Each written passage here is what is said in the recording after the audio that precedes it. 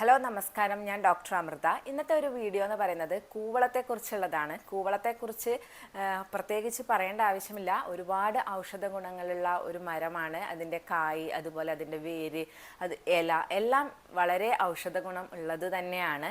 ഞാൻ ഇന്ന് പറയാൻ പോകുന്നത് ഇതിൻ്റെ ഇല നമുക്ക് എങ്ങനെയൊക്കെ ഉപയോഗിക്കാം എന്നുള്ളതാണ്. കൂവളം എന്ന് പറയുന്നത് ദശമൂലങ്ങളിൽ പെട്ടിട്ടുള്ള ഒരു ഔഷധമാണ്. ഇത് നമ്മുടെ ആൻറ്റി ഇൻഫ്ലമേറ്ററി പ്രോപ്പർട്ടി ഉള്ളതാണ്. അതായത് നീർക്കെട്ട് കുറക്കാൻ വേണ്ടിയിട്ട് വളരെയധികം സഹായിക്കുന്നതാണ്. അപ്പോൾ ഇതിൻ്റെ ഓരോ കണ്ടീഷനിലും നമുക്ക് ഇതെങ്ങനെ ഉപയോഗിക്കാം എന്നുള്ളത് നമുക്ക് നോക്കാം. ഒന്നാമതായിട്ട് കഫക്കെട്ട് മൂലമുണ്ടാകുന്ന തലവേദന, അതുപോലെ തന്നെ സൈനസൈറ്റിസ് ഇങ്ങനെയുള്ള പ്രശ്നങ്ങൾ വരുമ്പോൾ നമുക്ക് ഇതിൻ്റെ ഇളം ചൂടുവെള്ളത്തിൽ അരച്ചതിന് ശേഷം ആ പേസ്റ്റ് നമുക്ക് നെറ്റിയിൽ ഇടാവുന്നതാണ്. ഇത് ഈ കഫം മൂലമുണ്ടാകുന്ന തലവേദന കുറക്കാൻ വളരെയധികം നല്ലതാണ്. അതുപോലെ തന്നെ അടുത്ത ഒരു ഉപയോഗം എന്ന് പറയുന്നത് നമുക്കുണ്ടാവുന്ന ചുമ, അതുപോലെ ജലദോഷം ഇങ്ങനെയുള്ള സമയത്തും ഇലയുടെ നീര് നമ്മൾ കഴിക്കുന്നത് മൂലം ചുമ മാറാനും നമ്മുടെ റെസ്പിറേറ്ററി ട്രാക്ട് ക്ലിയർ ആവാനും ഒക്കെ സഹായിക്കുന്നതാണ്. അതുപോലെ പൾമിനറി എഡിമ പോലുള്ള കണ്ടീഷൻ ഉണ്ട്. നമ്മുടെ ചെസ്റ്റിൻ്റെ സൈഡിലൊക്കെ ആയിട്ട് വേദനയൊക്കെ ഉണ്ടെങ്കിൽ ഈ ഒരു എഡിമ കുറക്കാൻ വേണ്ടിയിട്ട് നമുക്കിതിൻ്റെ ഇല വാട്ടിയതിന് ശേഷം ആ ഒരു ഭാഗത്ത് വെച്ച് കെട്ടിക്കൊടുക്കാവുന്നതാണ്. ഇത് അവിടെ ഉണ്ടാകുന്ന ഒരു നീർക്കെട്ട് കുറക്കാനൊക്കെ സഹായിക്കുന്നതാണ്. ഇത് നമ്മുടെ ശ്വാസകോശത്തിലുള്ള പേശികൾക്ക് അയവ് വരുത്താൻ സഹായിക്കുന്നത് കൊണ്ട് തന്നെ അലർജിയുള്ള കണ്ടീഷൻസിലും നമുക്ക് ഈ ഒരു അലർജി മൂലം നമുക്ക് തുമ്മൽ, ജലദോഷം ഇങ്ങനെയുള്ള പ്രശ്നങ്ങളുള്ള കണ്ടീഷൻസിലും നമുക്ക് ഈ ഒരു കൂവളത്തിൻ്റെ ഇല ഉപയോഗിക്കാവുന്നതാണ്. ഇനി അടുത്ത ഒരു ഉപയോഗം എന്ന് പറയുന്നത് കണ്ണിലുണ്ടാവുന്ന ചെങ്കണ്ണ് അല്ലെങ്കിൽ കൺജങ്ക്റ്റിവൈറ്റിസ് പറയുന്ന കണ്ടീഷനിലാണ്. കണ്ണിന് ചെങ്കണ്ണ് ഉള്ള സമയത്ത് നമുക്കിതിൻ്റെ ഇലയുടെ നീരെടുത്തിട്ട് കണ്ണിൽ ഡ്രോപ്സ് ആയിട്ട് ഒഴിച്ചു കൊടുക്കാവുന്നതാണ്.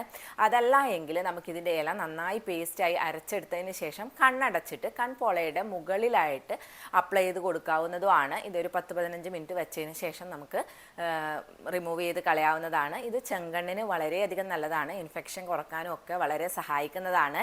അടുത്ത ഒരു യൂസ് എന്ന് പറയുന്നത് ഇത് നമുക്ക് വയറ് സംബന്ധമായിട്ടുള്ള ദഹന സംബന്ധമായിട്ടുള്ള പ്രശ്നങ്ങൾക്ക് ഉപയോഗിക്കാവുന്നതാണ്.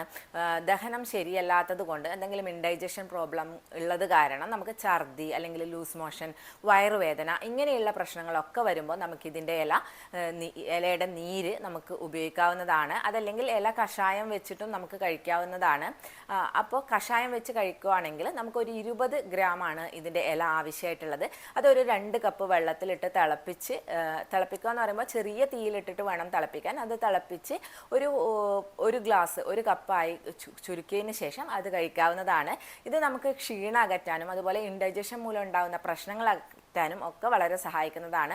അതുപോലെ ഇറിറ്റബിൾ ബവൽ സിൻഡ്രോം ഉള്ളവർക്ക് ഈ ഒരു മരുന്ന് കഴിക്കുന്നത് മൂലം, അതായത് ഇതിൻ്റെ ഇലയുടെ നീര് കഴിക്കുന്നത് കൊണ്ട് നമ്മുടെ ഇറിറ്റബിൾ ബവൽ സിൻഡ്രോം കുറയാനുള്ള സാധ്യതയുണ്ട്. കാരണം ഇതിന് വാട്ടർ അബ്സോർബ് ചെയ്യാനുള്ള പ്രോപ്പർട്ടി വളരെ കൂടുതലാണ്.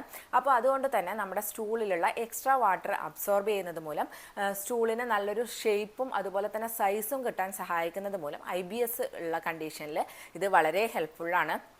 അപ്പോൾ അങ്ങനെയുള്ളവർക്കും ഇതിൻ്റെ ഇലയുടെ നീര് ഉപയോഗിക്കാവുന്നതാണ്. പിന്നെ അടുത്തത് സ്ത്രീകളിലുണ്ടാവുന്ന വെള്ളപ്പോക്ക് പോലുള്ള കണ്ടീഷൻസിലും നമുക്ക് ഇതിൻ്റെ ഇലയുടെ നീര് ഉപയോഗിക്കാവുന്നതാണ്. പിന്നെ അടുത്തൊരു ഉപയോഗം എന്ന് പറയുന്നത് പ്രമേഹത്തിലാണ്. പ്രമേഹമുള്ളവർക്ക് ആ ഷുഗറിൻ്റെ ലെവൽ കൺട്രോൾ ചെയ്ത് നിർത്താൻ വേണ്ടിയിട്ട് ഇതിൻ്റെ ഇലയുടെ നീര് കഴിക്കുന്നത് നല്ലതാണ്. ഭക്ഷണത്തോടൊപ്പം കഴിക്കാം, അതല്ലെങ്കിൽ ഭക്ഷണത്തിന് മുമ്പായിട്ട് കഴിക്കാം, രാവിലെ ഭക്ഷണത്തിന് മുന്നായിട്ട് കഴിക്കാം, അതല്ലെങ്കിൽ ഭക്ഷണം കഴിക്കുന്നതിൻ്റെ കൂടെ ആയാലും കഴിക്കാം. ഇത് നമ്മുടെ ലിവറിനും വളരെ നല്ലതാണ്. നമുക്ക് ജോണ്ടിസ് ഒക്കെയുള്ള സമയങ്ങളിൽ, മഞ്ഞപ്പിത്തമൊക്കെ ഉള്ള സമയത്താണെങ്കിൽ നമുക്ക് ഇലയുടെ നീരിലേക്ക് കുറച്ച് കുരുമുളക് പൊടി കൂടി ചേർത്ത് ഉപയോഗിക്കാവുന്നതാണ്. അതുപോലെ തന്നെ നമ്മുടെ ലിവറിൻ്റെ ഒരു ലിവർ സ്റ്റിമുലൻ്റ് ആണ്. അതുപോലെ തന്നെ ബൈൽ പ്രൊഡക്ഷനൊക്കെ റെഗുലേറ്റ് ചെയ്യാനും ഒക്കെ ഇത് ഹെൽപ്പ് ചെയ്യുന്നുണ്ട്. അപ്പോൾ നമുക്കൊരു ലിവർ ഡിറ്റോക്സിഫൈ ചെയ്യണം, ലിവറിനെ ഒന്ന് സ്റ്റിമുലേറ്റ് ചെയ്യണം എന്നൊക്കെ ആണെങ്കിലും നമുക്ക് ഈ ഒരു മരുന്ന് ഉപയോഗിക്കാവുന്നതാണ്. ഇതിൻ്റെ നീര് ഉപയോഗിക്കാവുന്നതാണ്. അതുപോലെ അടുത്ത ഒരു ഉപയോഗം എന്ന് പറയുന്നത് നമുക്ക് അസിഡിറ്റി കൂടുതലുള്ളവരാണ്, പെപ്റ്റിക് അൾസറൊക്കെ പോലുള്ള അൾസേഴ്സ് ഒക്കെ ഉണ്ട്. അങ്ങനെയുള്ളവർക്കും ഇത് ഇലയുടെ നീര് ഉപയോഗിക്കുന്നത് വളരെ നല്ലതാണ്. നമുക്ക് എല്ലാവർക്കും മിക്കവാറും എന്തെങ്കിലും ചെറിയ ഇഞ്ചുറിയൊക്കെ പറ്റിയിട്ട് മസിൽ പെയിൻ ഉണ്ടാവാറുണ്ട്. ഇങ്ങനെയുള്ള കണ്ടീഷനിൽ ഇതിൻ്റെ ഇല അരച്ചിട്ട് നമുക്ക് പുറമേ അപ്ലൈ ചെയ്യാവുന്നതാണ്.